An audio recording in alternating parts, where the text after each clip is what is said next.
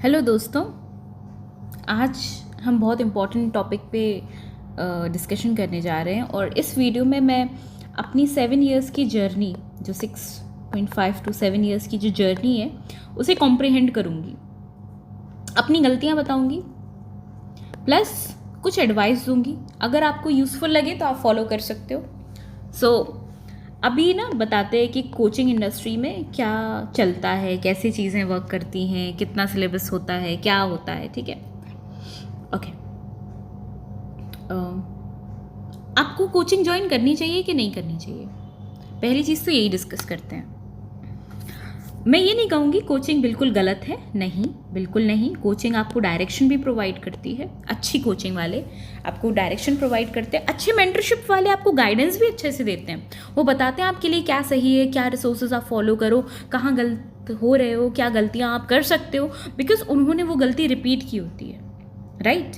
मैं ये बता रही हूँ कुछ अच्छी कोचिंग वाले। अब अच्छी कोचिंग क्या होती है, ये भी बड़ा सब्जेक्टिव है, हर किसी के लिए अलग अलग पैरामीटर्स है ना। पहले तो ये जान लो कि किसको कोचिंग ज्वाइन करनी चाहिए। अगर आपकी फैमिली में कोई भी नहीं है आपको गाइड करने वाला, please do a coaching, please do join a coaching. Which coaching? मैं आपसे कहूँगी, देखो 1 year 2 year प्रोग्राम में मत एनरोल करना, rather than you should go for 6 month। पहले तो ना मेंस कोचिंग ज्वाइन करो, मेंस स्पेसिफिक कोचिंग ज्वाइन करो, या फिर इंटीग्रेटेड प्रिपरेशन वाली कोचिंग ज्वाइन करो। ठीक है, प्लीज़ ये फाउंडेशन बैचेस जो 2-3 साल के जो चलते हैं उसमें मत करना। आपका टाइम वेस्ट भी होगा, पैसा वेस्ट भी होगा, क्योंकि आपके पास तो माइंड में बैठ जाएगा 2 साल तक तो कोर्स कंप्लीट होना ही नहीं है। It's a waste of time, do not fall into that trap. उसके साथ साथ सबसे पहले आपको अपनी NCERT और बेसिक्स बुक्स कंप्लीट करनी है। यूट्यूब पे कंटेंट की कमी नहीं है और NCERT फ्री में गूगल पे भी अवेलेबल है, आप डाउनलोड कर सकते हो। तो प्लीज़ कोशिश करो कि आप अपनी NCERT और बेसिक्स बुक कंप्लीट कर लो, जितना जल्दी हो सके उतनी जल्दी। कोचिंग के सहारे मत बैठो कि कोचिंग वाले कराएंगे तभी हम करेंगे, नहीं। दूसरा, एक और चीज़, कभी भी कोई कोचिंग ज्वाइन कर रहे हो ना तो प्लीज़ अनअचीवेबल टारगेट्स अगर कोई बता रहा है, जैसे अगर सपोज करो मैं बोल रही हूँ कि मैं जो पढ़ाऊँगी बस वही आएगा और मैं सबसे बेस्ट हूँ और ये और वो, मेरा प्रोग्राम सबसे बेस्ट है और ये, प्लीज़ प्लीज़ प्लीज़, ये बेवकूफ़ बनाने का पहला चरण है, इसमें मत फंसना, प्लीज़ मत फंसना इसमें। ये बेवकूफ़ बनाने का पहला चरण है आपको, ठीक। किसी को भी ब्लाइंडली फॉलो मत करो, मुझे भी मत करना, किसी को भी मत करना। ऑफ कोर्स अपना दिमाग यूज़ करना, देन डिसाइड करना, राइट। तीसरी चीज़, इन्फ्लुएंसर्स को फॉलो मत करना। अनफॉर्चुनेटली UPSC इंडस्ट्री में काफ़ी सारे इन्फ्लुएंसर्स आ गए हैं, इन्फ्लुएंसर टीचर आ गए हैं। B careful with them, B careful with them. बड़ी बड़ी बातें करने से अच्छा है डिलीवर करें, तब ज़्यादा बेहतर होता है, राइट। मैंने एक वीडियो बनाई थी, be prelims ready always. Why I made that video? Be prelims ready always. अगर आपका सिलेबस कंप्लीट हो चुका है ना तो it's your duty that you should be prelims ready always. You should be prelims ready always. It's not like be prelims ready by 31st March. No. Or be mains ready by December. No. No. बिल्कुल भी नहीं। ये चीज़ में मत पढ़ना। अगर आपका syllabus complete हो चुका है, your only job is to revise and revise and revise and enrich that so that you are ready always for the exam. Be prepared always till the day you are selected, till the day you have your selection. Please be careful with this, okay? Then stop chasing answer writing from the day one. काफ़ी लोग देखो क्या बोलते हैं, अभी क्या चल रहा है ना, देखो मैं बताती हूँ। प्रीलिम्स ख़त्म हुआ, जून आ गया, जून आते ही मेंस मेंटरशिप आ गई। मेंस मेंटरशिप में आंसर राइटिंग चल रहा है। अब कोई नया स्टूडेंट, नया एस्पिरेंट आ रहा है, बंदा आ रहा है, उससे कहा जा रहा है कि देखो आंसर राइटिंग बहुत इंपॉर्टेंट है। तो आपने सिलेबस की तरफ तो देखा नहीं, कुछ देखा नहीं, आप पहुँच गए कहाँ? आप पहुंच गए आंसर राइटिंग के पीछे, ठीक है। तो प्लीज़ आंसर राइटिंग तब करनी है जब सिलेबस कंप्लीट हो गया है। अब आपको ओशंस लूजिंग इट्स मेमोरी यही नहीं पता है और आप चले गए हो ओशन के बारे में, ओशन से रिलेटेड आंसर राइटिंग करने में, तो आप समझ रहे हो आप खुद को धोखा दे रहे हो। Please do not do that. Main specific coaching join करना है।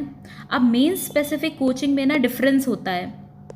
एक होता है कोर्स जिसमें सिर्फ आपको मेन से रिलेटेड सब्जेक्ट जो हैं वो 2-3 घंटे में कंप्लीट कर दिए जाते हैं टॉपिक, ठीक है। उसके बाद उससे रिलेटेड PYQs दे दिए जाते हैं, ठीक है। एक ये होता है। दूसरा होता है कि नहीं, एक सब्जेक्ट को, जैसे डिज़ास्टर मैनेजमेंट है, उसे कम से कम 4 दिन दिए जाएंगे, 4 दिन में पूरा सब्जेक्ट कंप्लीट किया जाएगा and then they will go for the mains.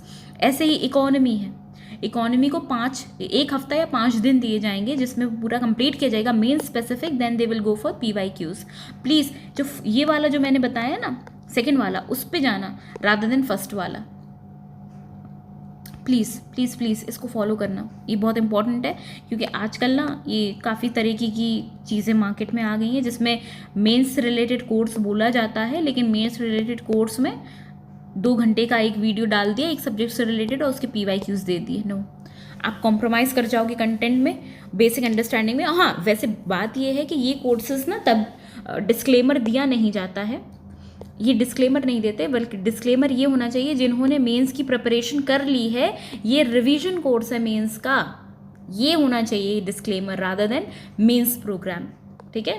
तो be careful with that. Courses बहुत तरीके के हैं, कितने तरीके के कोर्सेज हैं मैं अभी ऊपर बताऊंगी आपको।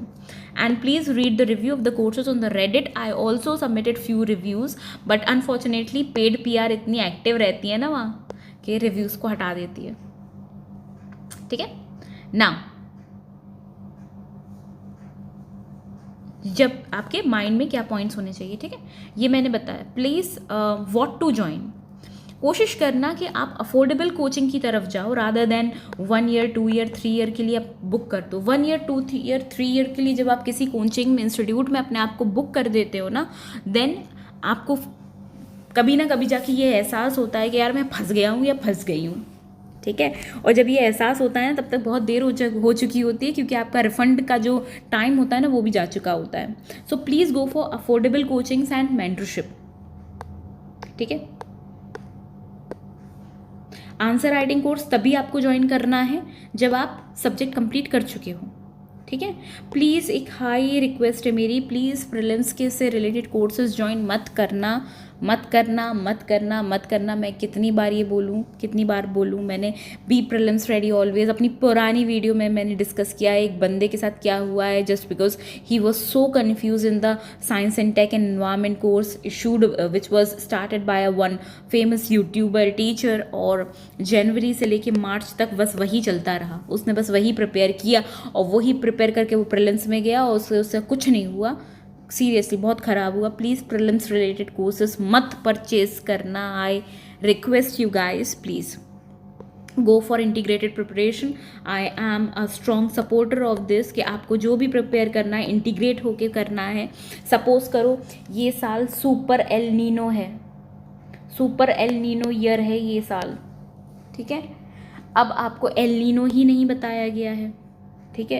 एल नीनो बताया गया है तो ला नीना नहीं बताया गया है, ट्रिपल डिप ला नीना नहीं बताया गया। ये टॉपिक्स रहे हैं। इंडियन ओशन डाइपोल नहीं बताया गया है। मॉनसून से रिलेटेड 3-4 थ्योरीज जो हैं वो नहीं बताई गई हैं। मेरा ज्योग्राफी ऑप्शनल नहीं है, मेरा ज्योग्राफी ऑप्शनल नहीं है। आप लोग को लगे कि मेरा ज्योग्राफी ऑप्शनल है तो मैं ज्योग्राफी से रिलेटेड एग्जाम्पल दे रही हूँ, नहीं, ऐसा नहीं है। मैं बता रही हूँ कि आपको इंटीग्रेटेड प्रिपरेशन क्यों करनी चाहिए, right. Please join optional coaching, it's mandatory. देखो मैं ना आपको बताना नहीं चाहिए लेकिन मैं बता रही हूँ। एक चीज़ ना मैं मेंशन करूँगी अभी आके, बहुत ज़्यादा कंट्रोवर्शियल है, चल बोल ही देती हूँ। मैं एक कोचिंग में इनरोल थी, ऑनलाइन कोचिंग में, ऑप्शनल को लेके, ठीक है। The teacher was teaching and एक स्टूडेंट को डाउट हुआ, ठीक है। उसने टीचर से कहा सर मुझे ये डाउट है, तो टीचर ने पता है क्या बोला, can I talk to, student ने बोला sir can I talk to you, मेरे को ये डाउट है। तो टीचर ने बोला, स्टूडेंट बेसिकली वाज आस्किंग कि सर मैं पर्सनल आपसे बात कर सकता हूँ टेलीग्राम पे something. So he said, the teacher said कि ग्रुप पे मैसेज कर देना, टीम का कोई मेंबर रिप्लाई दे देगा. मुझसे बात करनी है तो पहले कुछ अचीव करके आओ. This is the exact word of that teacher. I am not lying to this, but please be careful when you are selecting your teachers as well. उस बंदे ने इतना आउटराइटली ये बोल दिया था. आई रिमेंबर, ये 2-2.5 साल पहले की बात है, कि पहले लाइफ में कुछ करके मेंस तो निकाल के आओ, इंटरव्यू तक तो पहुँचो, तब मुझसे डायरेक्टली बात करना.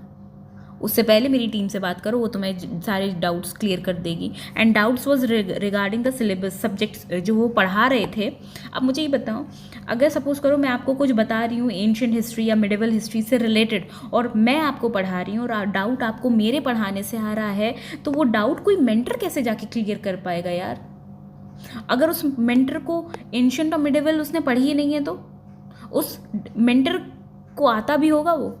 क्योंकि आजकल तो ट्रेंड रहा है एक लंबे टाइम से कि मिडिवल से कुछ पूछा नहीं जाता, तो लीव इट. ये ही बहुत बड़ा फ्लॉ है एक कोचिंग इंडस्ट्री में, कि टीचर कोई और होगा और मेंटर कोई और होगा. टीचर आपको पढ़ा के चला जाएगा, जो डाउट होगा वो मेंटर सॉल्व करेगा. अरे भाई, अगर उस मेंटर का कमज़ोर हुआ वो सब्जेक्ट, तो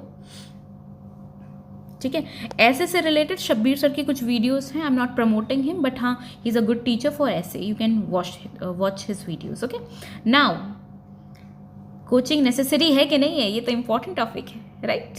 ये तो पहले तो मैंने बता दिया कि क्या ज्वाइन करना चाहिए, क्या ज्वाइन नहीं करना चाहिए. अब आप ये भी बता देते हैं कि कौन से प्रोमिसेस बनाए जाएंगे, किए जाते हैं स्टूडेंट से, और कितने प्रोमिसेस डिलीवर किए जाते हैं, राइट?